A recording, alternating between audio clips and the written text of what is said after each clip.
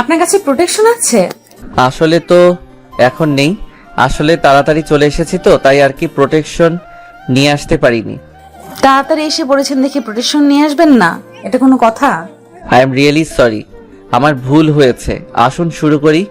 না, করতে হবে না, আমি প্রোটেকশন ছাড়া কোনোভাবেই কিছু করতে দিব না। দেখুন, আমার আবার অন্য জায়গায় কাজ আছে, দয়া করে একটু বোঝার চেষ্টা করুন। আমি এত কিছু বুঝতে পারবো না। প্রোটেকশন ছাড়া যে কোনো দুর্ঘটনা ঘটতে পারে, আমি জেনে শুনে কোনো রিস্ক নিতে চাই না। আচ্ছা তাই না, ঠিক আছে, আমি তাহলে আসছি। আপনি এখানে অপেক্ষা করতে থাকেন প্রোটেকশনের জন্য। রিফাতের কথায় বিন্দুমাত্র ভ্রুক্ষেপ দেখালো না সিনথিয়া।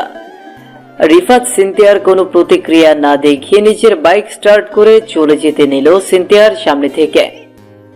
সিনথিয়ার রাস্তায় দাঁড়িয়েছিল। আসলে আজ সিনথিয়ার একটা ইন্টারভিউ ছিল।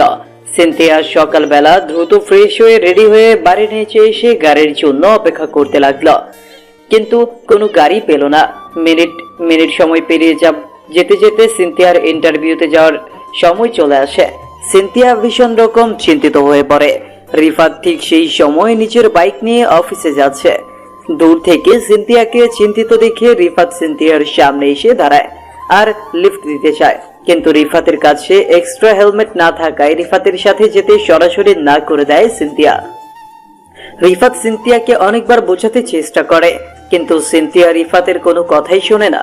রিফাত সিনথিয়ার দিক থেকে খানিক একটু দূরে চলে যাওয়ার পর আবারও বাইক ঘুরিয়ে সিনথিয়ার দিকে এগিয়ে আসে। রিফাত সিনথিয়ার দিকে এগিয়ে এসে নিজের হেলমেট খুলে সিনথিয়ার হাতে দিয়ে রিফাত সিনথিয়াকে উদ্দেশ্য করে বলে, দেখুন, আপনি বিপদে পড়েছেন দেখে আমি বারবার এসে আপনাকে অনুরোধ করছি, একটু বোঝার চেষ্টা করুন, চলুন আমার সাথে। আমি তো আপনাকে প্রথমেই বলেছি আমি প্রোটেকশন ছাড়া আপনার সাথে যেতে পারবো না। আচ্ছা, প্রোটেকশন চাই আপনার? ওকে ফাইন, এই নিন, আমারটা আপনি পরে নিন। এবার তো যাবেন। রিফাত নিজের হেলমেট খুলে সিনথিয়ার দিকে এগিয়ে দিল। সিনথিয়া সিফাতের হাত থেকে হেলমেট নিয়ে নিজে পড়তে পড়তে রিফাতকে বলল, আচ্ছা, আমি না বুঝতে পারছি না একটা বিষয়, আপনি আমাকে এত জোর করছেন কেন আপনার সাথে যাওয়ার জন্য?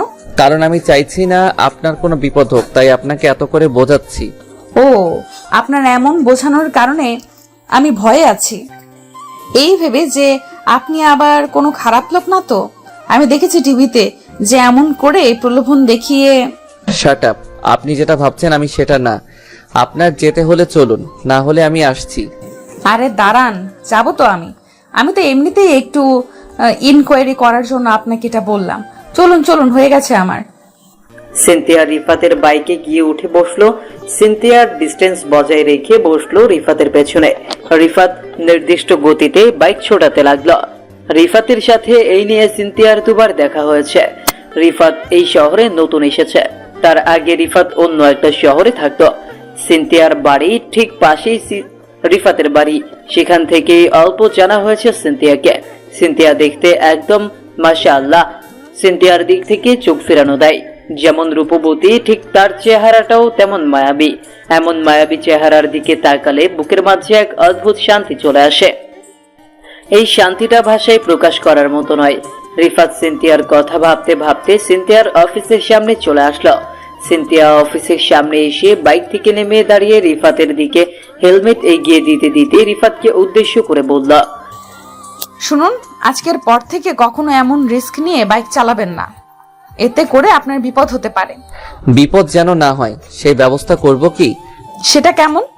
সেটা হলো রোজ আমার সাথে আরো একটা হেলমেট ক্যারি করব কি? রিফাতের কথার বিপরীতে সিনথিয়া নিজের ভ্রু কুঁচকে রিফাতের দিকে দৃষ্টিপাত করে খানিক অদ্ভুত ভাবে হাসি দিল। রিফাত সিনথিয়ার ঠোঁটের কোণে এই হাসির রেখা দেখে খানিক অবাক হয়েছে, কিন্তু পরক্ষণে রিফাত ভেবেছে যে এটা নর্মাল। সিনথিয়া চলে যাওয়ার পর রিফাতও নিজের অফিসে চলে যায়। রিফাত নিজের অফিসে এসে নিজের কাজে বসে পড়ল। রিফাত কাজে তো ঠিক বসেছে, কিন্তু রিফাতের মনটা পড়ে আছে সিনথিয়ার কাছে। সিনথিয়াকে কেন জানি ভীষণ ভালো লাগে রিফাতের।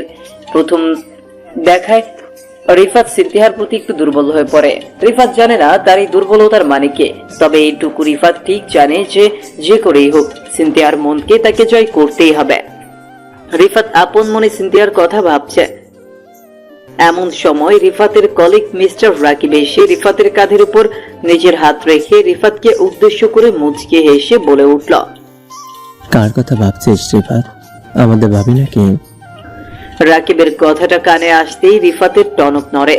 রিফাত খানিক অপ্রস্তুত হয়ে গিয়ে রাকিবের দিকে তাকিয়ে বলে, আরে কি সব বলিস তুই? আমি কার কথা ভাবতে যাব? আমি তো এমনিতেই নিজের কথা ভাবছিলাম। আচ্ছা, নিজের বন্ধুকে মিথ্যা কথা কেন বলিস? তুই কি জানিস না আমি তোর মিথ্যা ধরে ফেলতে পারি? হ্যাঁ, সেটা তো জানি। তুই হয়েছিস দুনিয়ার সব থেকে বড় মন বিশেষজ্ঞ, তাই তো আমার মন পড়ে ফেলেছিস। রিফাত, হেয়ালি না করে বল না কার কথা ভাবছিস। আমি কাউকে কিছু বলবো না, আমাকে বলতে পারিস। দূর শালা, তুইও না। ছাড়, ওসব কাজ করতে দে। ঠিক সময় কাজ সাবমিট না করলে বড় সাহেব আমাদের দুটোর খবর করে দিবে। ঠিক আছে, তুই যখন বলতে চাইছিস না তখন আর কি। রাকিব খানিক হতাশ হয়ে রিফাতের সামনে দিয়ে চলে যায়। রিফাতকে অনেক আগে থেকে জানে রাকিব। রাকিবের ভালো বন্ধু হলো রিফাত। রিফাত যেমন রাকিবের থেকে কোনো কথা লুকায় না, ঠিক তেমনই রাকিব ও রিফাতকে নিজের সব কথা বলে। তাদের দুই বন্ধুর জুটিটা আপন ভাইয়ের মতো। সারা দিনের অফিসের কাজ শেষ করে রাকিব আর রিফাত বিকেলের দিকে অফিস থেকে বেরিয়ে এলো। রিফাত নিজের বাইক স্টার্ট করতেই রাকিব নিজের বাইক নিয়ে এসে রিফাতের পাশে দাঁড়ালো। রিফাত রাকিবের দিকে প্রশ্নসূচক দৃষ্টিতে তাকাতেই রাকিব রিফাতকে উদ্দেশ্য করে বলল, এখন কি তুই বাড়িতে চলে যাবি নাকি একটু আড্ডা দিয়ে তারপর? না রে দোস্ত, আমার একটা ছোট্ট কাজ আছে, সেটা শেষ করে তারপর আমি বাড়ি ফিরবো। আড্ডা দেয়া যাবে না। ও আচ্ছা, কি কাজ? চল, আমিও তোকে সাহায্য করবো। আরে না না, আমার সাথে তোকে যেতে হবে না, আমি একাই ঠিক আছি। তুই বাড়িতে চলে যা। ওকে ফাইন, তুই যখন আমার কোম্পানি চাইছিস না তখন আর জোর করে কোনো লাভ হবে না। আসছি, সাবধানে থাকিস। রাকিব নিজের বাইক স্টার্ট করে রিফাতের সামনে দিয়ে চলে যায়। রাকিব রিফাতের সামনে দিয়ে চলে যাওয়ার পর রিফাত আনমনে হেসে ফেলল। রিফাত রাকিবকে খুব ভালো করেই জানে। রাকিব তার কলিজার বন্ধু। রাকিব কখনো রিফাতকে একা ছাড়তে চায় না, আর এক কারণে রিফাতের সাথে রাকিব আসতে চেয়েছে। রাকিব চলে যাওয়ার পর রিফাত নিজের হেলমেট পরে নিয়ে বাইক স্টার্ট করলো। রিফাতের উদ্দেশ্য হলো সিনথিয়ার অফিসের সামনে গিয়ে সিনথিয়াকে নিজের সাথে করে নিয়ে আসা। আসলে সিনথিয়াকে নিয়ে একসাথে চলাফেরা করতে কেন যেন এক অদ্ভুত অনুভূতি কাজ করে রিফাতের মনের ভেতর। আর রিফাত বাইক নিয়ে সিনথিয়ার অফিসের সামনে এসে হাজির হতেই অপেক্ষা করতে লাগলো সিনথিয়ার জন্য। হাতে থাকা ঘড়ির দিকে তাকাতেই দেখতে পেল যে সময় হয়ে গেছে সিনথিয়ার চলে আসার। কিন্তু সিনথিয়া এখনো আসছে না কেন? মিনিট খানেক সময় অপেক্ষা করতেই রিফাত চমকে উঠল ভীষণ। রিফাত কত আশা নিয়ে অপেক্ষা করেছে এতক্ষণ, সেসব কিছু ধুম করে বদলে গেল। রিফাত দেখতে পেল সিনথিয়া অন্য একজনের গাড়িতে গিয়ে উঠে বসেছে। রিফাত অফিসের গেটের সামনে দাঁড়িয়ে নীরব দর্শকের ন্যায় তাকিয়ে আছে সিনথিয়ার দিকে। সিনথিয়ার তো বোঝা উচিত ছিল যে রিফাত আসবে, কিন্তু সে তো নিজের ইচ্ছায় অন্য কারোর সাথে। রিফাতের মনটা খারাপ হয়ে গেল। রিফাত অনেকটা আশা করে এসেছিল এখানে, কিন্তু এখানে আসার পর যা সে দেখেছে সেটার পর রিফাতের মন খারাপ হবে সেটাই স্বাভাবিক। রিফাত মন খারাপ করে নিজের বাইক স্টার্ট করে বেরিয়ে পড়লো বাড়ির উদ্দেশ্যে। বাড়িতে এসে রাতের খাবার খেলো না রিফাত। মনের ভেতরে এমনিতেই সিনথিয়ার ভাবনা কাজ করছে, সেখানে রিফাত কি করে শান্ত থেকে খাবার খেতে পারে? রিফাত না খেয়ে ঘুমিয়ে পড়ল। সকালবেলা ফ্রেশ হয়ে বাইক নিয়ে অফিসে যাওয়ার পর রিফাতের বাইকের সামনে আচমকা সিনথিয়া এসে দাঁড়ালো। সিনথিয়া নিজের হাত সামনের দিকে বাড়িয়ে দিতেই রিফাত বাইক স্লো করলো। রিফাত বাইক থামাতেই সিনথিয়া হেসে হেসে রিফাতকে উদ্দেশ্য করে বলল, ও মিস্টার, আজ দেখি প্রচন্ড সিরিয়াস হয়ে আছেন। তা কি নিয়ে এত সিরিয়াস জানতে পারি কি আমি? আমি কি নিয়ে সিরিয়াস থাকবো? সব সময় লোকের সাথে হাসি মুখে কথা বলি দেখে সবাই মনে করে আমি কমেডি করি। আসলে আমিও মানুষ, আমারও কষ্ট আছে, সেটা লোকেরা বুঝতে চায় না। হোমা, সে কি কথা? আজ আপনার গলার সুর এমন হয়ে গেছে কেন? কারণ কি বলুন তো একটু। আরে ম্যাম, কি ঘটনা হবে? তেমন কিছু না, ছাড়ুন আমার কথা। ওকে, ছেড়ে দিলাম। আমার জন্য হেলমেট নিয়ে এসেছেন? না, আমার বাইকে করে যাবেন নাকি? যাব নাকি মানে? আমি তো আপনাকে বললাম যে রোজ আমার জন্য একটা এক্সট্রা হেলমেট নিয়ে বের হতে। না গেলে কি বলতাম নাকি? সরি, গতকাল সন্ধ্যায় তো অন্য কারো গাড়িতে গিয়েছিলেন, তাই আর কি। আমি ভেবেছি আজকেও হয়তো। রিফাত সম্পূর্ণ কথাটা বলে শেষ করার পূর্বেই সিনথিয়ার মুখটা কুঁচকে উঠল। সিনথিয়ার মুখটা এমন করে কুঁচকে উঠতেই রিফাত একটু অবাক হলো। আচমকা সিনথিয়া নিজের মুখটা এমন করলো কেন, সেটা রিফাত বুঝতে পারছে না। রিফাত সিনথিয়ার দিক থেকে নিজের মুখ নামিয়ে নিল। সিনথিয়ার দিক থেকে রিফাত নিজের মুখ সরিয়ে নিয়ে আপন মনে ভাবতে লাগলো। ওকে নিয়ে সিরিয়াস হওয়ার মতো কিছু নেই। তাছাড়া আমার কেন যেন মনে হচ্ছে সিনথিয়া আমাকে নয় বরং অন্য কাউকে পছন্দ করে। আর যদি সত্যি তাই হয় তবে সিনথিয়াকে নিয়ে এত কিছু চিন্তা করাটা বন্ধ করতে হবে আমায়। রিফাত আপন মনে কথাগুলো ভাবতেই সিনথিয়া রিফাতকে উদ্দেশ্য করে বলে উঠল, আচ্ছা সরি, চলুন তবে। মানে এমন প্রোটেকশন ছাড়া যাবেন? কেন নয়?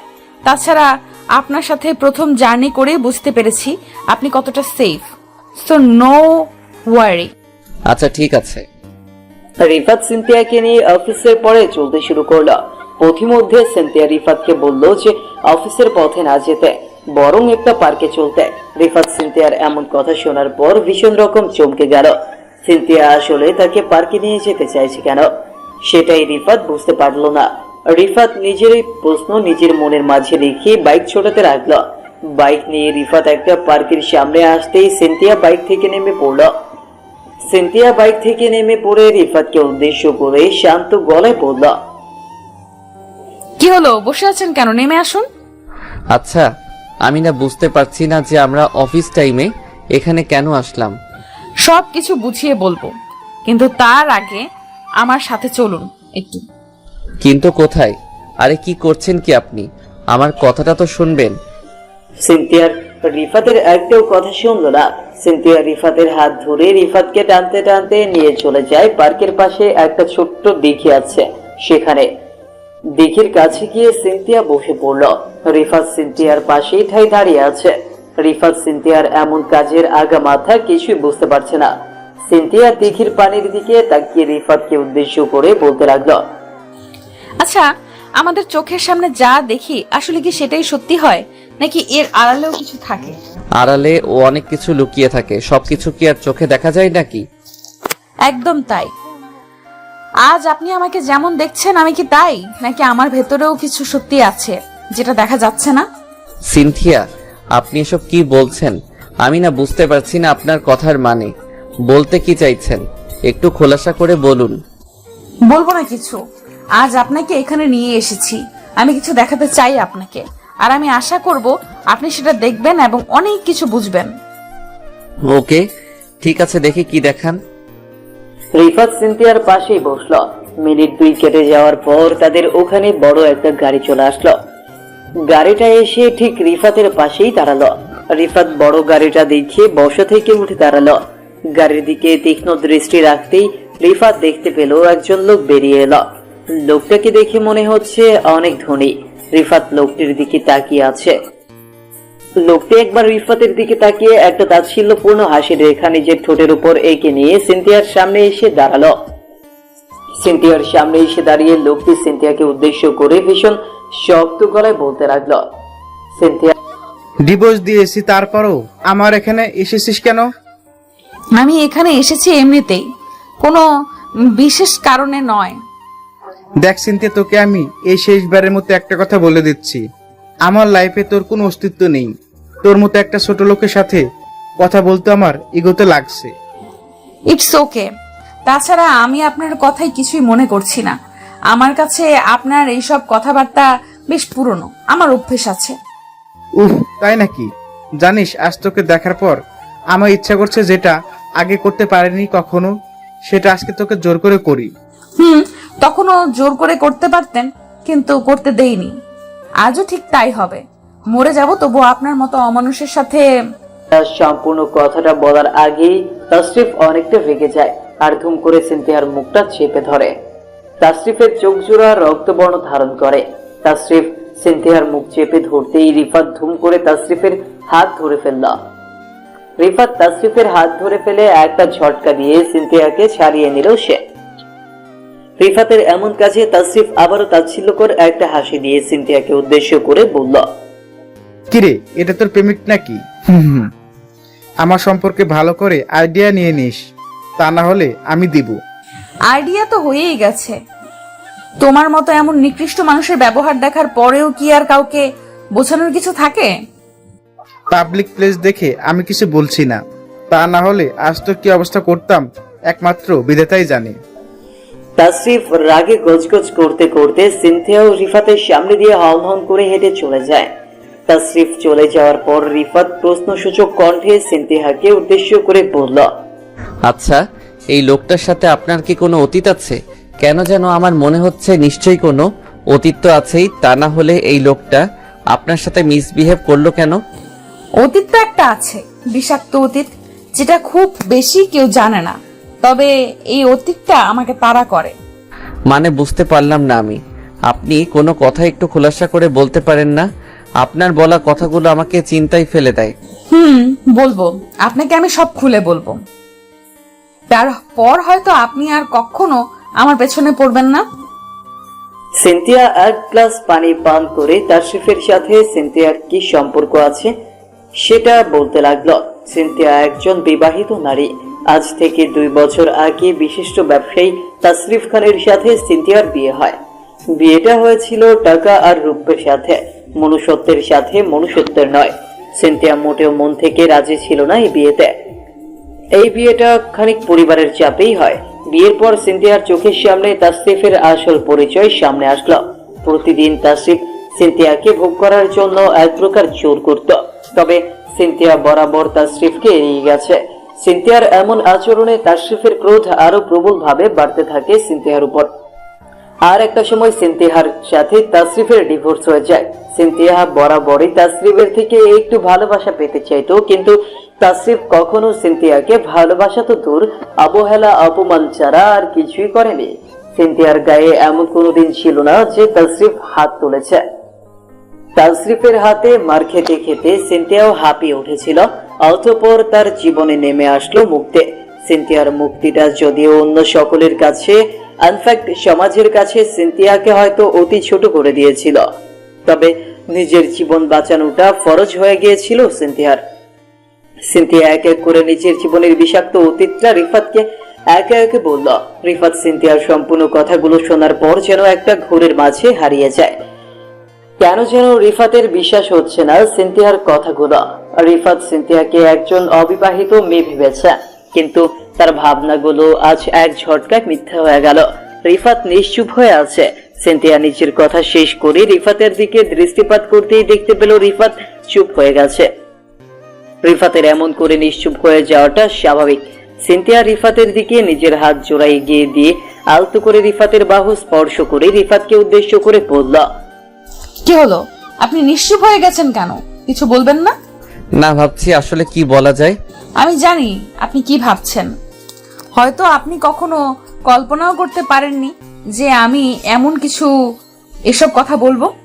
আসলে সত্যি বলতে আপনার জীবনের এই সব ঘটনা শোনার জন্য আমি প্রস্তুত ছিলাম না। আমার কাছে সবকিছু এখনো স্বপ্নের মতো লাগছে। আমি জানতাম আপনার সাথে এটাই ঘটবে। আপনাকে আমি আমার জন্য সিরিয়াস দেখে আজ সব সত্যিটা আপনাকে চোখে চোখে দেখালাম। আজকের পর থেকে আপনার সাথে আমার কোনো সম্পর্ক থাকবে কিনা সেটা আমি জানি না, তবে একটা কথা আপনাকে বলতে চাই। কি কথা? আমার সাথে আর কখনো যোগাযোগ রাখার চেষ্টা করবেন না। ভালো থাকবেন, আসছি। সিনথিয়া রিফাতের পাশ থেকে উঠে চলে যায়। রিফাত ঠাই বসে আছে। রিফাত হয়তো এটার জন্যই অপেক্ষা করছিল। সিনথিয়া এখান থেকে চলে যাওয়ার পর রিফাত আর নিজেকে সামলাতে পারল না। টপ টপ করে রিফাত নিজের চোখের জল ছেড়ে দিল। একটা বিবাহিত মেয়ের জীবনের কথা শোনার পর রিফাত আর নিজেকে সামলাতে পারছিল না। এতটা নির্দয় কেউ কি করে হতে পারে, সেটাই ভীষণ রকম ভাবিয়ে তুলছে রিফাতকে। ওইদিকে সিনথিয়া নিজের বাড়িতে এসে সোজা নিজের রুমে চলে যায়। সিনথিয়া নিজের রুমে গিয়ে লাইট অফ করে দিয়ে কাঁদছে। না, রিফাতের জন্য নয়, আজ সিনথিয়া কান্না করছে নিজের অতীতের জন্য। জীবন সঙ্গী হিসেবে তাকে নির্বাচন করা উচিত যে তাকে ভালোবাসবে, এমন কাউকে না যে তাকে শুধুমাত্র প্রয়োজনে ব্যবহার করবে। আর রিফাত আর কখনো হয়তো সিনথিয়াকে নিয়ে চিন্তা করবে না, কারণ এই সমাজে বিবাহিত নারীদের সবাই পুতুদের মতো ভাবে। তাদের সাথে তামাশা করা যায়, তবে তাদের নিচের স্ত্রীর মর্যাদা কখনো দেওয়া যায় না। সিনথিয়া সারাটা রাত কান্না করেই কাটালো। পরদিন সকালে সিনথিয়া নিজের বাড়ির সামনে আসতেই পুরো চমকে উঠল। সিনথিয়া নিজের চোখের সামনে এসব দেখতে পাবে সেটা যেন সে কল্পনাও করতে পারেনি। সিনথিয়া দেখতে পেল তার চোখের সামনে রিফাত দাঁড়িয়ে আছে। রিফাতকে দেখার পর সিনথিয়া চমকে যায়।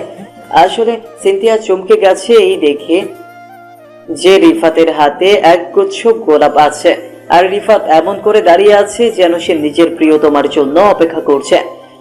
সিনথিয়া ঠায় দাঁড়িয়ে একটা ঘোরের মাঝে হারিয়ে গেল। সিনথিয়াকে একটা জায়গায় স্থির হয়ে থাকতে দেখে রিফাত সিনথিয়ার দিকে এগিয়ে এলো। রিফাত সিনথিয়ার দিকে এগিয়ে এসে আলতো করে সিনথিয়ার হাত ধরে ফেলল। রিফাত সিনথিয়ার হাত ধরতেই সিনথিয়া কেঁপে উঠল।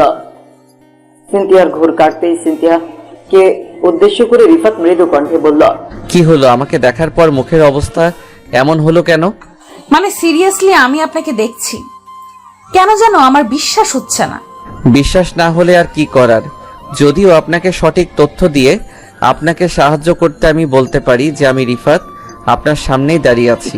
রিফাতের কথাটা শুনে সিনথিয়া হেসে ফেলল। সিনথিয়া হেসে দিয়ে রিফাতের চোখের উপর থেকে নিজের চোখ নামিয়ে নিল।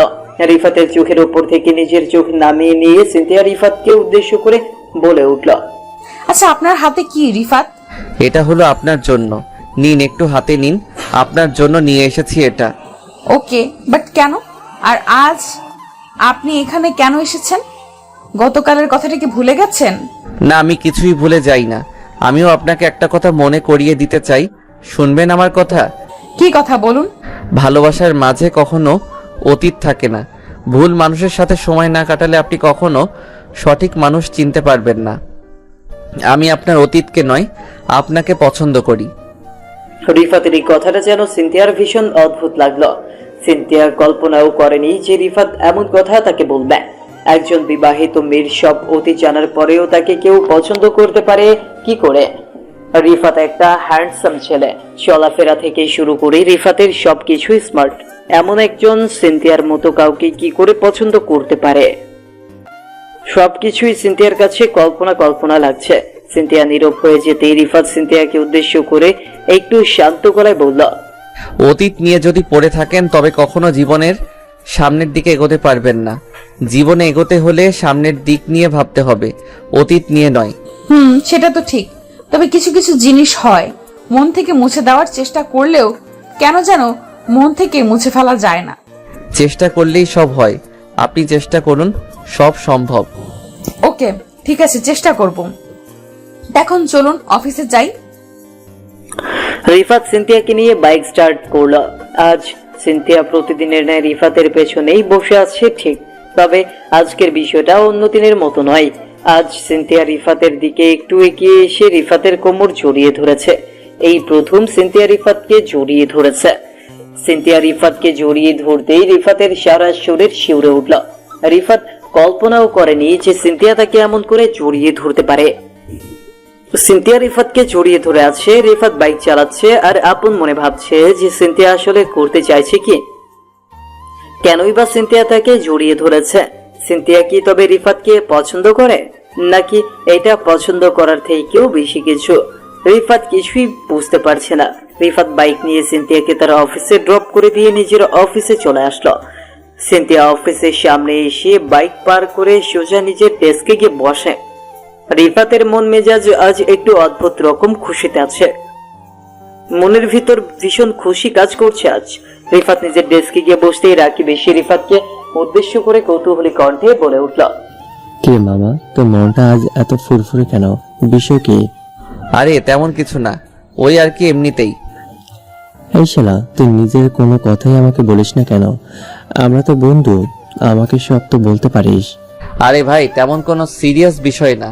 তাছাড়া আমি কোনো সিরিয়াস বিষয় কি আজ অবধি তোর থেকে লুকিয়ে গেছি কখনো? না, তবে নর্মাল কিছু তো, প্লিজ বল না একটু। রাকিব এক প্রকার জোর করতে লাগলো রিফাতকে। রিফাত যদিও বারবার করে রাকিবকে বারণ করে যাচ্ছে যাতে করে রাকিব তাকে জোর না করে, কিন্তু কে শোনে কার কথা। রিফাত এক পর্যায়ে আর না বলে থাকতে পারলো না। খানিক বাধ্য হয়ে রিফাত রাকিবকে বাধ্য হয়ে সিনথিয়ার বিষয়ে সব বলল। রাকিব রিফাতের মুখ থেকে সিনথিয়ার বিষয়ে সবকিছু শোনার পর পুরো থমকে যায়। যে রিফাত কোনো মেয়ের সাথে কথা অবধি কখনো বলেনি, সেই রিফাত কিনা মনে মনে একটা মেয়েকে পছন্দ করে। রাকিব প্রথমে বিশ্বাস তো করতেই চায়নি, কিন্তু রিফাত কখনো তো মিথ্যা কথা বলেনি, আর যে কারণে রাকিব ও রিফাতের কথা বিশ্বাস করলো আর রিফাতকে উদ্দেশ্য করে বলল, দোস্ত, তোকে আমি খুব ভালো করে জানি, একটা বিবাহিত ডিভোর্সি মেয়েকে পছন্দ করা কি ঠিক? ওই কি সব বলছিস? এখানে ওর কি দোষ? মেয়েটা ভালোবাসা চেয়েছে শুধু।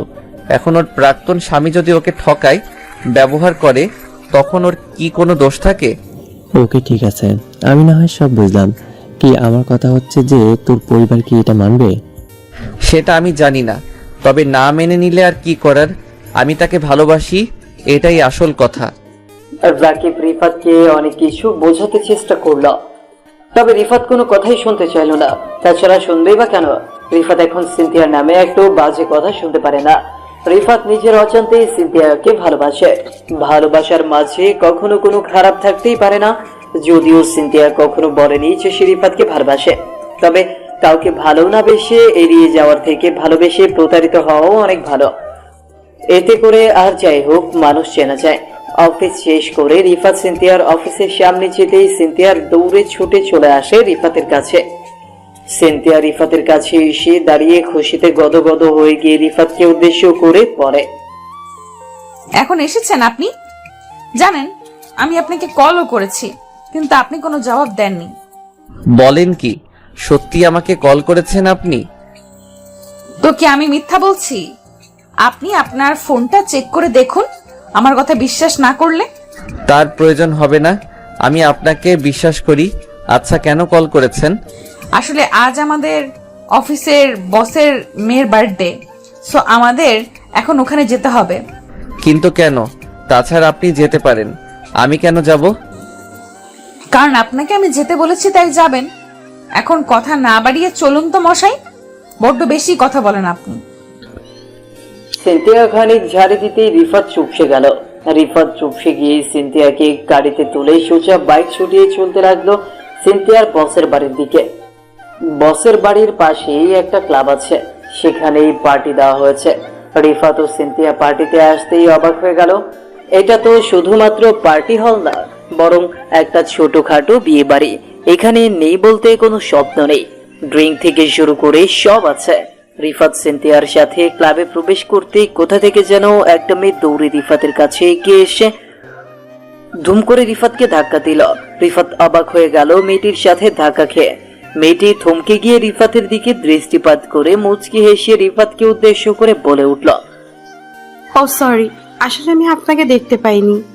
It's okay ma'am, carry on. Okay, hello Isha, আপনি? জি, আমি রিফাত। রিফাত ঈশার সাথে হেসে কথা বলে হ্যান্ডশেক করলো। এদিকে ঈশা আর রিফাতের এমন ভাব দেখে সিনথিয়ার সারা শরীর জ্বালা করতে লাগলো। কথা আছে না, নারী কখনো নিজের শখের পুরুষের পাশে অন্য কাউকে সহ্য করতে পারে না। সিনথিয়ার বিষয়টাও ঠিক তাই। সিনথিয়া রাখতে লাগলো। ওইদিকে রিফাত সবার সাথে মোটামুটি কথা বলে সময় পাস করতে থাকলো। সিনথিয়া রেগে বোম হয়ে গিয়ে ধুম করে ওয়েটার ট্রে থেকে ড্রিঙ্ক নিতে লাগলো। যদিও সিনথিয়া কখনো ড্রিঙ্ক করেনি, তবে আজ করছে। সিনথিয়া একের পর এক প্যাক মারতে লাগলো। রিফাত বেশ অনেকটা সময় পরে সিনথিয়ার কাছে ফিরে আসলো। রিফাত সিনথিয়ার পাশে এসে দাঁড়িয়ে সিনথিয়ার হাতের উপর নিজের হাত রেখে সিনথিয়াকে উদ্দেশ্য করে বলল, উফ, আজকের পার্টিটা সেই হয়েছে। আপনার কেমন লাগছে এখানে? রিফাতের কথাটা শেষ হতেই সিনথিয়া ধুম করে রিফাতকে অবাক করে দিয়ে নিজের সর্বশক্তি দিয়ে রিফাতের গালের উপর একটা চড় মারল। তো সাহস হলো কি করে আমার হাত ধরার, ছোট লোক একটা? এসব কি করছেন? সামান্য হাত ধরার কারণে আপনি আমার গালে চড় মারলেন? হ্যাঁ মেরেছি। তুই কি ভুলে গেছিস আমি কে? আমার চোখের সামনে তুই অন্য একটা মেয়ের সাথে লটর পটর করছিস, তোর সাহস কি করে হয় এমনটা করার? আপনি এমন বিহেভ করছেন কেন আমার সাথে? আমি তো জাস্ট এমনিতেই কথা বলেছি। জাস্ট এমনিতেই কথা বলেছিস নাকি সব আমি জানি? আসলে তোরা পুরুষ মানুষ মানেই খারাপ, সেটা প্রমাণিত হলো। মেয়ে দেখলে তোদের মাথা কাজ করে না। আচ্ছা, ইফ ইউ ডোন্ট মাইন্ড একটা প্রশ্ন করি, আপনি কি ড্রিঙ্ক করেছেন? হ্যাঁ করেছি, তাতে কি হয়েছে? না কিছু হয়নি। আমি বুঝতে পারছি আপনি কেন এমনটা করছেন। চলুন আমার সাথে আপনাকে বাড়িতে দিয়ে আসি। না, আমি বাড়ি যাব না, আমি এখানেই থাকবো।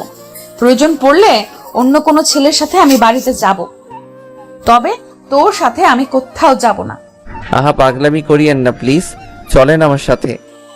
আমি একবার বলেছি তো, তোর সাথে আমি কোনোভাবেই যেতে পারবো না। সরি, তুই যা, ওই মেয়ের সাথে প্রেম করে আয়, আমি এখানেই ঠিক আছি। সিনথিয়া ঠিক মতো দাঁড়াতে পারছে না, বারবার এদিক ওদিক টলতে টলতে পড়ে যাচ্ছে সে। রিফাত সিনথিয়াকে কোনো মতে ধরে দাঁড়িয়ে আছে। এই মেয়েটা যে কি না কি করে, রিফাতের সাথে সে অন্য কাউকে সহ্য করতে পারবে না, এটা তো সরাসরি বললেই হয়। তা না বলে সে কিনা ড্রিঙ্ক করতে শুরু করে দেয়, আর নেশায় বোধ হয়ে জানোই তাই বলে। এটা কি কোনো দিক দিয়ে ঠিক কাজ? রিফাত সিনথিয়াকে ধরে কোনো মতে বুঝিয়ে শুনিয়ে সোফার উপর বসিয়ে দিল। সিনথিয়া রিফাতের সাথে সোফার উপর বসতেই রিফাতের বুকের সাথে নিজের মাথা এক করে নিল। রিফাতের বুকের উপর মাথা রেখে সিনথিয়া পরম শান্তি অনুভব করতে লাগলো। রিফাত ও সিনথিয়ার মাথাটা নিজের বুকের সাথে চেপে ধরে আছে শক্ত করে। 2 মিনিট এমন করে কেটে যাওয়ার পর আচমকা সিনথিয়া বমি করতে লাগলো। রিফাতের সারা শরীর বমিতে মাখিয়ে দিল সিনথিয়া। রিফাত সিনথিয়াকে থামাতে গিয়েও পারল না। সিনথিয়া এক নাগারে বমি করেই যাচ্ছে। রিফাত কোনো উপায় না দেখিয়ে সিনথিয়াকে বমি করতে দিল। বমি করা শেষ হতেই সিনথিয়ার খানিক জ্ঞান ফিরল। সিনথিয়া রিফাতের দিকে চোখ সারা বড়া করে তাকিয়ে বলল, আই এম রিয়েলি সরি, আমি আসলে খেয়াল করতে পারিনি, প্লিজ আপনি আমাকে। আরে ঠিক আছে, আপনি এখন ঠিক আছেন কিনা সেটা বলুন। আমি ঠিক আছি। আপনি আমার জন্য সত্যি অনেক করেছেন, আপনার কাছে আমি ঋণী। আপনাকে না আমি বলেছি এসব কথা বলবেন না। আমি আপনার জন্য এসব করেছি কারণ আমার দায়িত্ব এটা। আপনি একটু শান্ত হয়ে বসুন, আমি ফ্রেশ হয়ে আসছি। রিফাত ফ্রেশ হবার কথা বলে সিনথিয়াকে সোফার উপর বসিয়ে রেখে চলে যেতে নিল ফ্রেশ হতে। ওইদিকে সিনথিয়া রিফাতের দিকে খানিক অদ্ভুত দৃষ্টিতে তাকিয়ে আছে। মনে হচ্ছে সিনথিয়া রিফাতকে এখন খেয়ে ফেলবে। রিফাত সিনথিয়ার পাশ থেকে উঠে দাঁড়াতেই সিনথিয়া ধুম করে রিফাতের হাত একটা হ্যাচকা টান দিয়ে রিফাতকে নিজের কাছে টেনে নিল। রিফাত সিনথিয়ার দিকে কৌতূহলী দৃষ্টিতে তাকাতেই সিনথিয়া রিফাতকে অবাক করে দিয়ে ধুম করে রিফাতের ঠোঁট জোড়া নিজের দখলে নিয়ে নিল। রিফাত সিনথিয়ার এমন কাজে পুরো থ হয়ে যায়। কিছু বুঝে ওঠার আগেই তার সাথে এমন কোনো ঘটনা ঘটে যাবে সেটা যেন রিফাতের কল্পনাতেও অতীত ছিল। মিনিট খানেক চুমু খাওয়ার পর সিনথিয়া রিফাতের ঠোঁট জোড়া ছেড়ে দিল।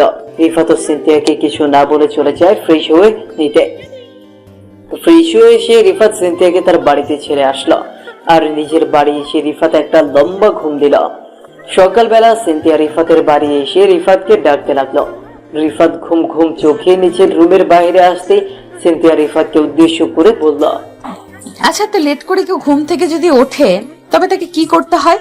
কি আর করার, তাকে নিজের মতো করে ঘুমিয়ে থাকতে দিতে হবে আর কি। আমি তোমাকে ঘুমিয়ে থাকতে দিব না জান। তো কি করবে? আমার ঘুমের সাথে যুদ্ধ করবে নাকি? আর যুদ্ধ? তোমার সাথে যুদ্ধ করে কি আর আমি জিতে যেতে পারবো?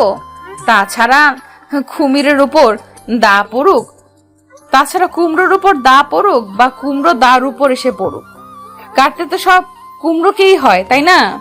আচ্ছা সিনথিয়া, আমি না তোমার কথার মানেটা বুঝতে পারলাম না, একটু পরিষ্কার করে বলো। সব কথা বলে না হৃদয়, কিছু কথা বুঝে নিতে হয়। সিনথিয়ার কথা শুনে রিফাতের টনক নড়ে। সিনথিয়া হঠাৎ করে কুমড়ো আর দা কোথায় পেল সেটাই তো রিফাত বুঝতে পারছে না। রিফাত নিজের ভ্রু কুঁচকে সিনথিয়ার দিকে তাকিয়ে কৌতূহলী কণ্ঠে বলল, আচ্ছা তুমি দা আর কুমড়ো কোথায় পেয়েছো? আমি না ঠিক শুনতে পারিনি তখন। আরে কোথায় আবার, তোমার প্যান্টের ভেতর থেকেই পেয়েছি।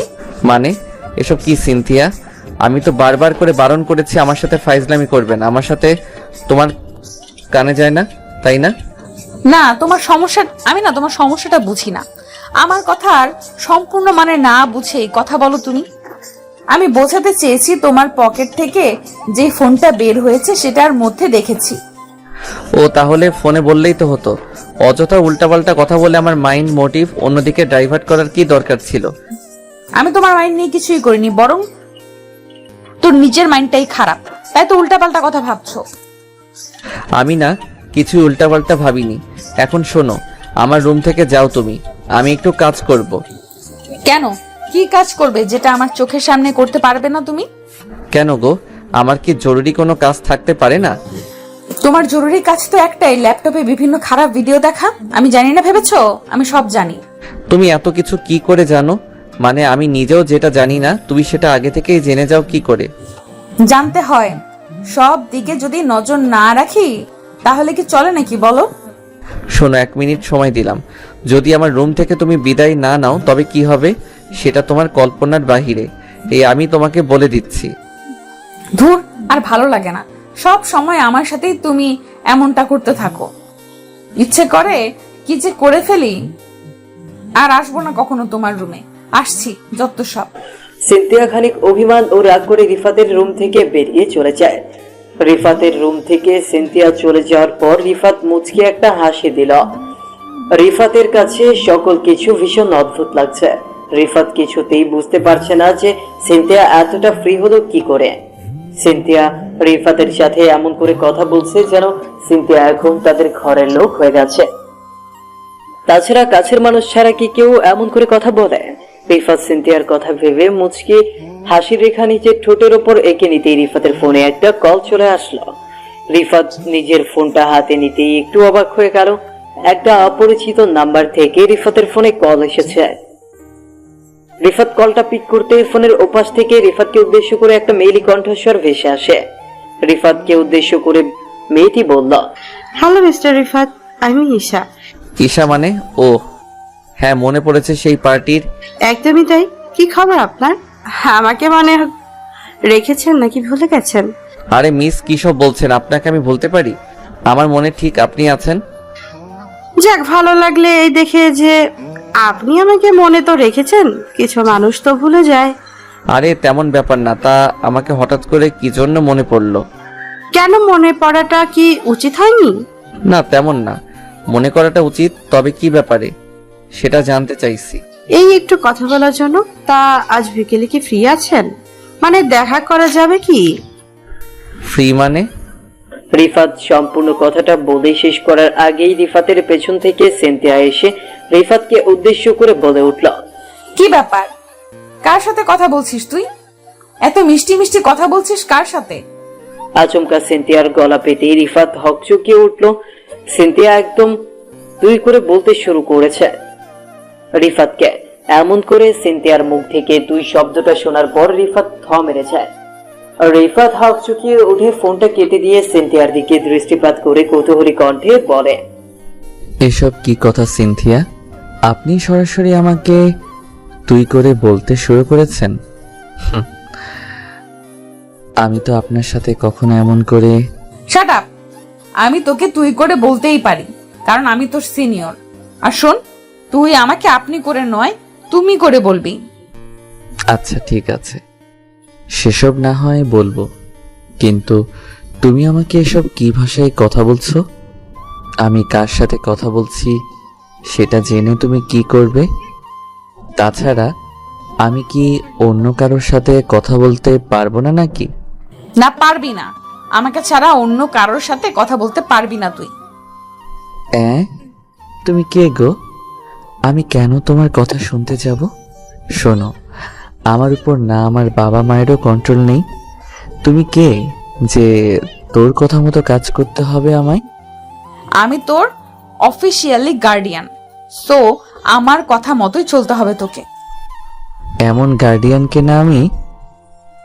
রিফাত সম্পূর্ণ কথাটা শেষ করার আগেই ধুম করে সিনথিয়া রিফাতের দিকে তেড়ে এগিয়ে আসলো। সিনথিয়া রিফাতের দিকে তেড়ে এগিয়ে আসতে রিফাত খানিক ভয় পেয়ে গিয়ে নিজের হাত ওপরের দিকে তুলে নিল। আর রিফাত নিজের হাত উপরের দিকে তুলে নিতেই সিনথিয়া রিফাতের চোখের দিকে তাকিয়ে মুচকি একটা হাসি দিয়ে ধুম করে রিফাতকে জড়িয়ে ধরল। সিনথিয়া আর রিফাতকে জড়িয়ে ধরে একটা প্রশান্তের নিঃশ্বাস ফেলতেই রিফাত থ মেরে গেল। রিফাত এসবের জন্য মোটেও প্রস্তুত ছিল না। রিফাত বরাবর নিজের কাজিন ভেবে এসেছে সিনথিয়াকে। সেই জায়গা থেকে সিনথিয়া এমন এক কাণ্ড ঘটাবে এটা যেন রিফাতের মোটেও হজম হচ্ছে না। রিফাত সিনথিয়াকে কিছু বলতে যাবে তার আগেই সিনথিয়া রিফাতকে উদ্দেশ্য করে বলল, রিফাত, আজ তোকে একটা কথা বলবো। আমি সাহস হচ্ছিল না তাই জড়িয়ে ধরলাম। বিশ্বাস কর, আমি জানি না আমি যেটা বলবো সেটা ঠিক কিনা, কিন্তু এটা সত্যি। আমি তোকে ছাড়া বাঁচতে পারবো না। আমি তোকে ভালোবাসি রিফাত। সিনথিয়ার মুখ থেকে ভালোবাসার কথা শোনার পর রিফাতের বুকের ভেতর কেমন যেন করে উঠল। রিফাত বুঝতে পারল না যে তার বুকের মাঝে হঠাৎ করে এমন করে উঠল কেন। এক অদ্ভুত অনুভূতি রিফাতের মনের মাঝে কাজ করছে। মনে হচ্ছে রিফাত আজ সম্পূর্ণভাবে পাগল হয়ে গেছে। কিন্তু এখন তো রিফাত সিনথিয়াকে নিজের মনের কথা বলবে না। যদিও রিফাত সিনথিয়াকে ভালোবাসে ঠিক, তবে সে এখন নিজের ভালোবাসার কথাটা প্রকাশ করবে না। সিনথিয়াকে আরো বেশি করে জ্বালাতন করে তারপর রিফাত সিনথিয়াকে নিজের ব্যাপারে বলবে। রিফাত আলতো করে সিনথিয়াকে নিজের বুকের উপর থেকে সরিয়ে দিয়ে সিনথিয়াকে উদ্দেশ্য করে বলল, সিনথিয়া, তুমি আমাকে প্লিজ ছেড়ে দাও। তুমি যেটা বলছো সেটা কখনো হবে না। আমি তোমাকে ভালোবাসতে পারবো না। মানে এতদিন তুমি যে আমার নামের উপর পাগল হয়ে যেতে, সেটা তবে কি ছিল? কি ছিল মানে? বন্ধুত্ব থেকে আর বেশি কি হবে?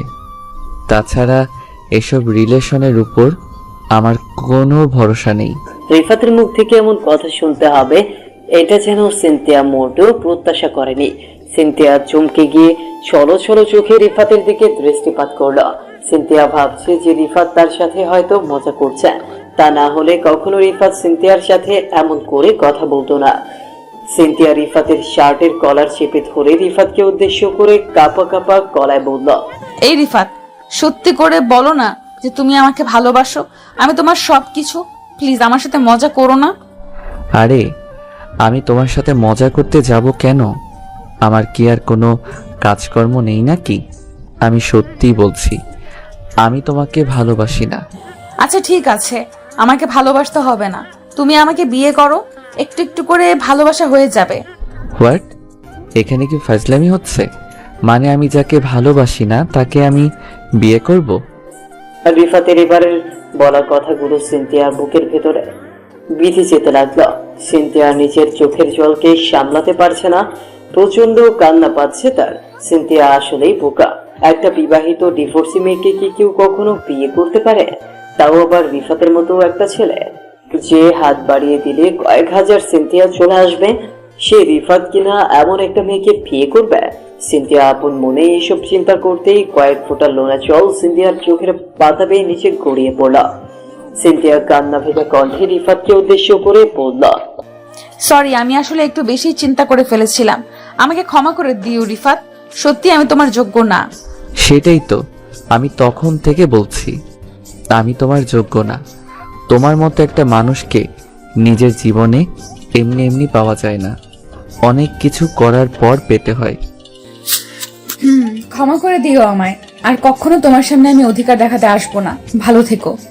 সিনথিয়া কান্না করতে করতে রিফাতের রুম থেকে বেরিয়ে যেতে লাগলো। সিনথিয়ার চোখের কোণে লোনা জল দেখার পর রিফাতের হয়তো খারাপ লাগছে মনে, তবে একটা দিক দিয়ে বড্ড হাসি পাচ্ছে। রিফাত সিনথিয়াকে একবারও বলেনি যে তাকে তার প্রয়োজন নেই বা তাকে সে চায় না। রিফাত বলেছে সিনথিয়ার যোগ্য সে নয়, ওইদিকে সিনথিয়া শুনেছে যে রিফাতের যোগ্য সে নয়। রিফাত সিনথিয়ার রুম থেকে বেরিয়ে যেতে নিতেই রিফাত ধুম করে সিনথিয়ার হাত ধরে ফেলল। আর রিফাত হাত ধরে ফেলতেই সিনথিয়া থমকে দাঁড়ালো।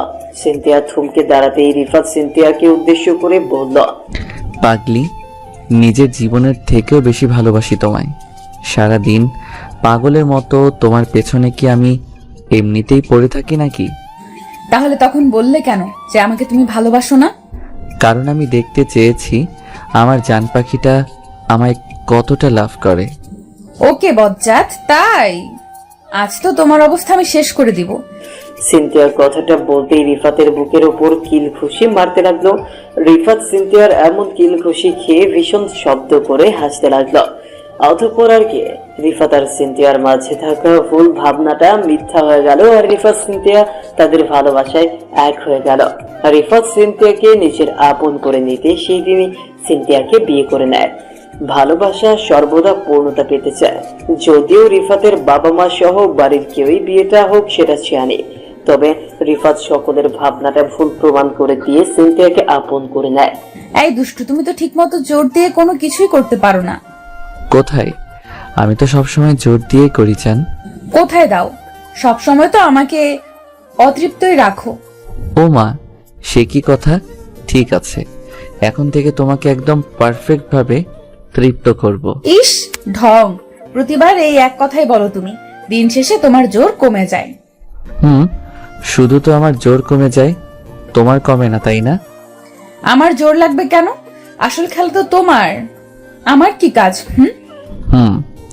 পুরুষ হয়েছি বলে এখন সবকিছু আমাকেই সামলাতে হবে। তুমি যেন মেয়ে হয়ে কিছুই পারবে না। না, পারবো না। ভালো কিছু হলে সেটার ক্রেডিট আমার, আর খারাপ হলে সেটার ক্রেডিট তোমার, বুঝলে? বুঝেছি।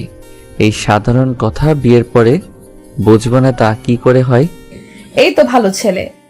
ভালো স্বামীরা কখনো তর্ক করে না, বুঝলে? বুঝেছি। এবার আমাকে একটু নিজের জোর দেখাতে দাও, আমিও দেখি কতটা জোর দিয়ে খেলা করতে পারি। রিফাত দুষ্টু একটা হাসি রেখা নিজের ঠোঁটের ওপর এঁকে নিয়ে কথাটা বলল। রিফাতের ঠোঁটের ওপর দুষ্টু হাসির রেখাটা দেখে সিনথিয়া খানিক অবাক হলো। ব্যালকনিতে চাঁদের আলোর নিচে দুজন পাশাপাশি বসে গল্প করছিল এতক্ষণ। কথায় কথায় সিনথিয়া রিফাতকে দুষ্টুমি করে নানা ধরনের কথা বলতে থাকলো সিনথিয়া, কিন্তু রিফাত সেই কথার অন্য মানে বের করে কথা বলতে শুরু করে দেয়।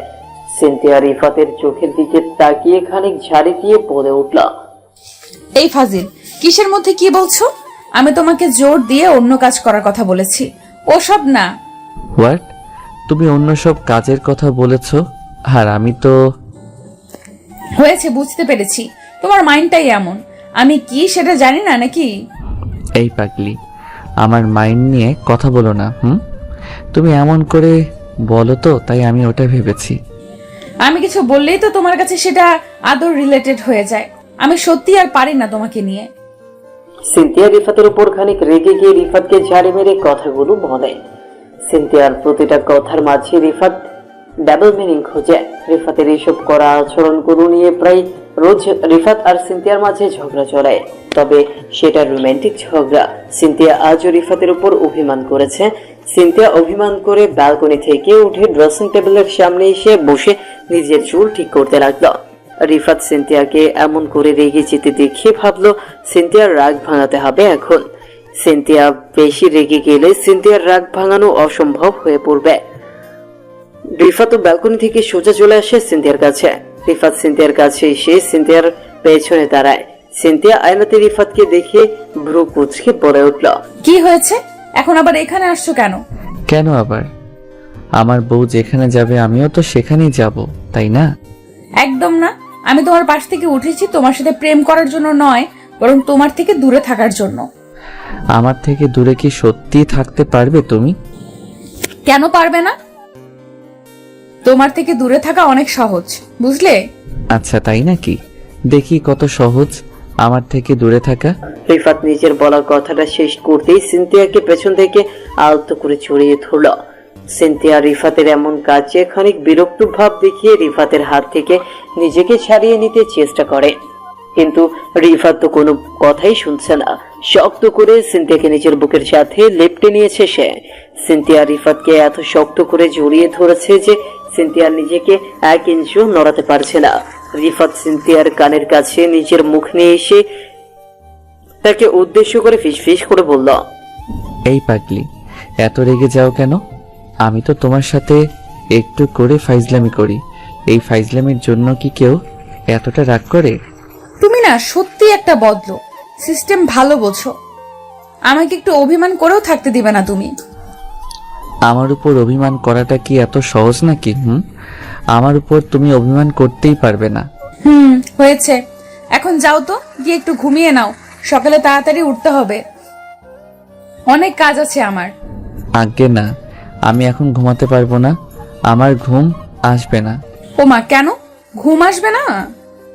রাত হয়েছে, এখন ঘুমাবে না তো কি করবে? কি করব মানে? ভরা যৌবন বয়সের একটা তরুণ ছেলেকে বিয়ে করে জিজ্ঞেস করছো কি করব? মানে এটাও কোনো কথা হলো? ছি ছি, এমন করে কথা বলতে লজ্জা করছে না তোমার? নিজের স্ত্রীর সামনে লজ্জা পায় যেজন, কে বলে তাহারে পুরুষ? নারী সেই জন। লজ্জা নারীর ভূষণ, পুরুষের নয়। হায় আল্লাহ, এই বেটা দেখি সব কিছু জেনে শুনে পরিপূর্ণ জ্ঞান নিয়ে এসেছে। এখন আমি কি করব? তেমন কিছু করার নেই, আমি এখন তোমাকে আদর করব। সেটাই তোমাকে দেখাতে হবে। রিফাত নিজের কথাটা শোনা মাত্রই ধুম করে সিনথিয়াকে নিজের কোলে তুলে নিল। রিফাত সিনথিয়াকে নিজের কোলে তুলে নিয়ে গোল গোল ঘুরতে লাগলো। রিফাত এক কথায় সিনথিয়া বলতে পাগল। সিনথিয়ার জন্য সারাদিন তার মাথায় হাজার পাগলামি ঘুরে। সিনথিয়া রিফাতের এইসব পাগলামি দেখার পর বুঝতে পারে যে সত্যিকারের ভালোবাসা কাকে বলে। এখন আর কখনো সিনথিয়ার মাথায় নিজের অতীত আসে না। ভালোবাসা পাবার পর থেকে সিনথিয়া রিফাত বলতে পাগল হয়ে ওঠে। ভালোবাসার রং যেন তাদের দুটি প্রাণকে তৃপ্ত করেছে। সিনথিয়ার কাছে এই ভালোবাসা এতটা বছর হয়তো ছিল না, কিন্তু আজ ভালোবাসা পাবার পর সিনথিয়ার মনে হচ্ছে বিধাতা হয়তো এই ভালোবাসার প্রিয় মানুষটিকে তার জীবনে ফিরিয়ে দেওয়ার জন্যই তাকে এতটা কষ্ট দিয়েছে। আসলে কথা আছে না, কষ্টের পর সুখ আসে। আজ সিনথিয়া সেই সুখটাই উপভোগ করছে। সিনথিয়া রিফাতের গলা শক্ত হাতে জড়িয়ে ধরে রিফাতের চোখের দিকে তাকিয়ে আছে। এই চোখের ভাষা পড়ার চেষ্টা করছে সিনথিয়া রিফাতের চোখের দিকে। যখনই সিনথিয়া তাকায় তখনই রিফাতের চোখের মায়ায় সে পড়ে যায়। এতটা মায়া কোনো পুরুষের চোখে থাকতে পারে, সেটা যেন রিফাতকে না দেখলে হয়তো সিনথিয়া বিশ্বাসই করতে পারতো না। রিফাত সিনথিয়াকে কোলে করে নিয়ে যায় বিছানায়। আলতো করে সিনথিয়াকে বিছানায় শুইয়ে দিয়ে রিফাত নিজের টি শার্ট খুলে ফেলে দিতেই সিনথিয়া আলতো করে নিজের হাত রাখে রিফাতের বুকের উপর। সিনথিয়ার হাতের ছোঁয়া রিফাতের বুকের উপর পড়তেই রিফাতের সারা শরীর কেঁপে উঠল। শরীরের লোমগুলো আচমকা দাঁড়িয়ে যায় রিফাতের। রিফাতের মনের মাঝে সে অদ্ভুত ভালো লাগার অনুভূতির জন্ম হয় সিনথিয়ার হাতের ছোঁয়ায়। সিনথিয়ার ছোঁয়া থেকে খানিক উঠে নিজের ঠোঁটজোড়া রিফাতের উন্মুক্ত বুকের সাথে ঠেকিয়ে দিয়ে ভালোবাসার পরশ এঁকে দিল রিফাতের বুকে। রিফাত সিনথিয়ার মাথাটা আলতো করে নিজের বুকের সাথে চেপে নিয়ে সিনথিয়াকে উদ্দেশ্য করে ভীষণ অদ্ভুত কাপা কাপা কণ্ঠে সিনথিয়াকে উদ্দেশ্য করে বলে উঠল, এই পাগলি, কি করছো? এমন করে আমাকে চুমু খেলে যে আমি পাগল হয়ে যাব জান। আমি যে আর নিজের মাঝে থাকতে পারবো না। তোমাকে পাগল করে দিতেই তো আমি এমন করে চুমু খাচ্ছি। আমাকে পাগল করে দিলে কি আমাকে সামলাতে পারবে? কেন পারবো না? আমি সবকিছু সামলাতে পারি, আর আপনাকে সামলানো আমার কাছে অত কঠিন কিছু না। উফ, তাই? দেখি কেমন করে সামলাও আমায়। আমিও কম না, এটা ভুলে যেও না। রিফাত নিজের কথাটা শেষ করে সিনথিয়ার গোলাপি রঙের ঠোঁটের দিকে তাকালো। সিনথিয়া রিফাতের গোলাপি রঙের ঠোঁটের দিকে দৃষ্টিপাত করতেই দেখতে পেল সিনথিয়ার ঠোঁট জোড়া আলগা হয়ে আছে। হয়তো সিনথিয়া নিজের ঠোঁট আলগা করে রেখে রিফাতকে ডাকছে তার কাছে ভালোবাসার পরশ দেওয়ার জন্য। রিফাত সিনথিয়ার এই ডাককে এড়িয়ে যেতে পারবে না। রিফাত সিনথিয়ার পিঠের নিচে নিজের হাত ঢুকিয়ে দিয়ে একটা হ্যাঁচকা টান দিয়ে সিনথিয়াকে নিচের উপর নিয়ে আসলো। সিনথিয়াকে নিজের বুকের উপর নিয়ে আসতেই সিনথিয়া ধুম করে নিজের ঠোঁটজোড়া দিয়ে রিফাতের ঠোঁটজোড়া শক্ত করে চেপে ধরল। সিনথিয়া পরম আবেশে নিজের ঠোঁট দিয়ে পরপর অনেকগুলো চুমু এঁকে দিল রিফাতের ঠোঁটের উপর। রিফাত নিজেও সিনথিয়ার ঠোঁটের উপর ভালোবাসার পরশ এঁকে দিতে লাগলো। দুজন যেন উন্মাদ পাগল হয়ে উঠল। অনেক সময় ধরে তাদের চুমু খাওয়ার পর্ব চলার পর সিনথিয়া রিফাতকে উদ্দেশ্য করে মলিন কণ্ঠে বলতে লাগলো, আর এই দুষ্টু আর কতক্ষণ নিচে পড়ে থাকবে? এবার আসল কাজটা করো, আর তো অপেক্ষা করা যাচ্ছে না। আসল কাজ আবার কি? ফাজলামি করো আমার সাথে। আমি কিন্তু তোমাকে আগেই বলে দিচ্ছি, আমি রেগে গেলে কিন্তু আবার ঝামেলা হয়ে যাবে। তুমি এত রেগে যাও কেন বলো তো? আমি একটু ফাইজলামি করলেই শুরু করে দাও তুমি। আমার কিন্তু এসব একদম পছন্দ না। তোমার পছন্দ হোক বা না হোক সেটা আমার দেখার বিষয় নয়। তুমি আমাকে পরিষ্কার করে বলো, আমাকে আদর করবে কি না? উফ পাগলি, আমার একটু গরমও করতে দেয় না। করছি আদর। শুধু আদর করলেই হবে না, আমাকে ভালোবাসা দিয়ে সারা দিন রাত ওই বুকে থাকতে দিতে হবে। ইস, এত পারবো না। তাছাড়া আমি কখনো আমার বুকের মাঝে সারা দিন রাত ধরে কাউকে রাখি না। ও মা, কেন? আমি কি অন্য কাউকে তোমার বুকের মাঝে রাখতে বলেছি নাকি? আমি বলেছি আমাকে নিজের বুকের মাঝে রাখবে। আমিও তো সেটাই বলছি। অন্য কাউকে রাখতে আমার অসুবিধা নেই, তবে তোমাকে রাখতে একটু অসুবিধা আছে। তাই না? এই কথাটা বলতে পারলে তুমি? জি, পারলাম। কেন পারবো না বলুন? আমি পুরুষ মানুষ, আমি সবকিছু বলতে পারি। ঠিক আছে, আজকের পর থেকে আমার সাথে আর একটাও কথা বলবে না তুমি। তোমার সাথে আমার সারা জীবনের জন্য আরি। সিনথিয়া কথাটা শেষ করতেই নিজের গাল ফুলিয়ে নিল। সিনথিয়ার গাল ফুলানোটা দেখার পর রিফাত আর নিজের হাসি চাপিয়ে রাখতে পারল না। একদম ছোট্ট বাচ্চার মতো লাগছে সিনথিয়াকে। সিনথিয়াকে আলতো করে জড়িয়ে ধরে রিফাত সিনথিয়ার কপালে ভালোবাসার পরশ এঁকে দিতেই সিনথিয়ার অভিমানটা ভেঙে গেল। রিফাত সিনথিয়াকে উদ্দেশ্য করে মলিন কণ্ঠে বলল, এই পাগলি, আমার বুকের মাঝে শুধুমাত্র তোমার ঠাঁই হবে। তুমি ছাড়া আর কেউ কখনো আমার বুকের মাঝে জায়গা পাবে না জান। সত্যি যদি তাই হয় তবে বললে কেন যে অন্য কাউকে রাখবে তোমার বুকে? ওসব তো আমি মজা করে বলেছি, সত্যি তো হলো অন্য কিছু। আমাকে যদি তুমি কখনো এড়িয়ে যাও বা তোমার ওই বুকে আমি ব্যতীত অন্য কেউ কখনো জায়গা পায়, তবে সেই দিনটাই আমার জীবনের শেষ দিন হবে। সিনথিয়া কথাটা বলতেই রিফাতকে শক্ত করে জড়িয়ে ধরল। ভালোবাসা সত্যিই অদ্ভুত হয়। কখন ভালোবাসা তার প্রিয়জনকে নিজের কাছে টেনে নিবে সেটা বলা মুশকিল। সিনথিয়ার এত বড় একটা অতীত থাকার পরেও রিফাত কখনো সেসব চিন্তা করেনি। রিফাত শুধুমাত্র সিনথিয়ার থেকে এটাই প্রত্যাশা করেছিল, আর সেটা হলো ভালোবাসা। সিনথিয়া নিজের জীবন সঙ্গী হিসেবে রিফাতের মতো কাউকে পেয়ে নিজেকে ধন্য মনে করতে লাগলো। সত্যি রিফাতের মতো আর কেউ হয় না।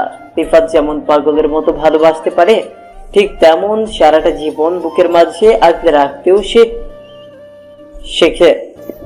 রিফাত সিনথিয়াকে সারা রাত ধরে আদর করলো। সকালবেলা সিনথিয়ার ঘুম ভেঙে যেতেই সিনথিয়া দেখতে পেল রিফাত তাকে শক্ত করে নিজের বুকের সাথে লেপ্টে জড়িয়ে ধরে আছে।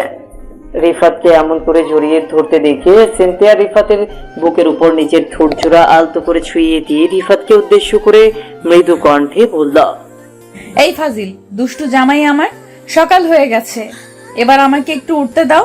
সরি, আমি একবার ধরলে ছাড়ার নাম কখনো মুখে নেই না। ওরে বজ্জাত, জেগেই আছো দেখছি। জি, আমি জেগে আছি, তবে ঘুম থেকে উঠতে চাইছি না। এটা কি কথা? বাড়ির কত কাজ পড়ে আছে জানো?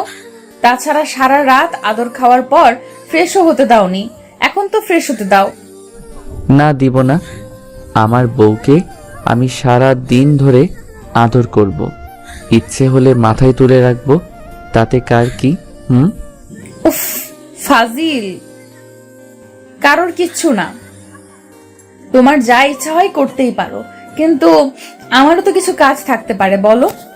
ওকে ফাইন, কাজ করবে ঠিক আছে, করে নাও, তবে কাজ করার আগে আমাকে আমার পাওনাটা বুঝিয়ে দাও। তোমার পাওনা মানে? আমি ঠিক বুঝতে পারলাম না। না বোঝার কি আছে শুনি। আমার পাওনা বলতে আমার এখন মিষ্টি চাই, আমাকে মিষ্টি দাও, আমি ছেড়ে দিচ্ছি। না ছাড়লে আমি মিষ্টি নিয়ে আসবো কোথা থেকে?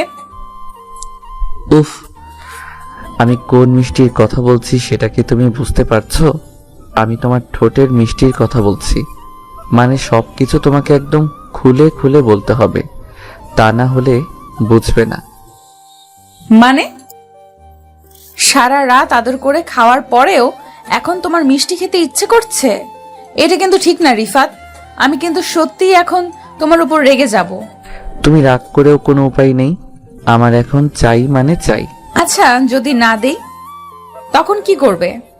তখন আর কি, জোর করে আদায় করব। তুমি তো জানোই আমি ভালো জোর করতে পারি। উফ বজ্জাত একটা। আচ্ছা চোখ বন্ধ করো, আমি দিচ্ছি, কিন্তু একটা শর্ত, চোখ খুলতে পারবে না। ওকে, খুলবে না, তাড়াতাড়ি দাও। রিফাত সিনথিয়াকে বিশ্বাস করে নিজের চোখ বন্ধ করলো, আর সিনথিয়া কোমরের উপর আলতো করে নিচের হাত রাখলো। সিনথিয়া আপন মনে একটা দুষ্টু বুদ্ধি আঁটলো আর কৌশলে রিফাতের হাত নিজের কোমরের উপর থেকে সরিয়ে নিল। সিনথিয়া রিফাতের হাত নিজের কোমরের উপর থেকে সরিয়ে নিতেই আচমকা ছু মেরে রিফাতের কাছ থেকে উঠে দৌড়ে সে পালিয়ে গেল। রিফাত এইসবের জন্য মোটেও প্রস্তুত ছিল না। রিফাত চোখ মেলে তাকানোর পর সিনথিয়াকে কোথাও দেখতে পেল না। সিনথিয়াকে এমন করে ধোকা দিতে দেখে রিফাত খানিক বোকা বনে গিয়ে হেসে ফেলল। সত্যি সিনথিয়া হলো মহাদুষ্ট। রিফাতের থেকেও কয়েক গুণ বেশি ফজল হলো সিনথিয়া। রিফাত বিছানায় শুয়ে আরো কিছু সময় কাটাতেই রাকিব মানে রিফাতের বন্ধুর কল আসলো। রিফাত কলটা পিক করতেই রাকিব রিফাতকে উদ্দেশ্য করে বলল, কি শালা, নিজের পছন্দের মানুষটিকে নিজে করে পাবার পরে আমাকে ভুলে গেছিস? আরে ধুর, আমি কখনো তোকে ভুলতে পারি? হয়েছে, সব জানা আছে আমার। এখন বল ভাবি কোথায়? সিনথিয়া তো বাহিরে গেছে। কেন রে? আসলে আমি অনেক ভেবে দেখলাম এবার আমাকেও বিয়েটা করতে হয়, তাই আজ সন্ধ্যায় একটা আয়োজন করেছি। তোরা দুজনে আসবি কিন্তু। ঠিক আছে, আমরা আসবো ভাই। রিফাত রাকিবের সাথে বেশ কিছু সময় ধরে কথা বলল। অতঃপর সন্ধ্যায় রাকিবের বিয়ের কথা পাকা করতে সিনথিয়া ও রিফাত চলে যায়। সিনথিয়া আজ অনেক খুশি, কারণ যে তার ভালোবাসার প্রিয় মানুষকে নিজের আপন করে পেয়েছে। রিফাত আর সিনথিয়ার বিয়ের পর তাসরিফ মানে সিনথিয়ার প্রাক্তন স্বামীর সাথে রিফাতের দেখা হয়। সিনথিয়াকে এত খুশি দেখে ওর তো অবস্থা দেখার মতো হয়েছিল। অতঃপর রিফাত আর সিনথিয়ার ভালোবাসা পূর্ণতার আলো পেল। আমাদের এই সমাজে কোনো মেয়ের ডিভোর্স হলে আমরা সরাসরি মেয়েটিকে দোষারোপ করি। আসলে যেটা অন্যায় ভুল সবার হতে পারে, আর একটা মেয়ে কখনো ডিভোর্সের জন্য দায়ী থাকে না, দায়ী সমানভাবে একটা ছেলেও। তাই এককভাবে কখনো কোনো কিছুর জন্য একজনকে দায়ী করা থেকে বিরত থাকতে হবে, তবেই সমাজটা ঠিক হবে। রিফাত আর সিনথিয়ার সামনের দিনের জন্য সবাই দোয়া করবেন, তারা যেন সবসময় এমন করেই ভালোবাসায় থাকতে পারে। দোয়া করবেন সবাই। সমাপ্ত।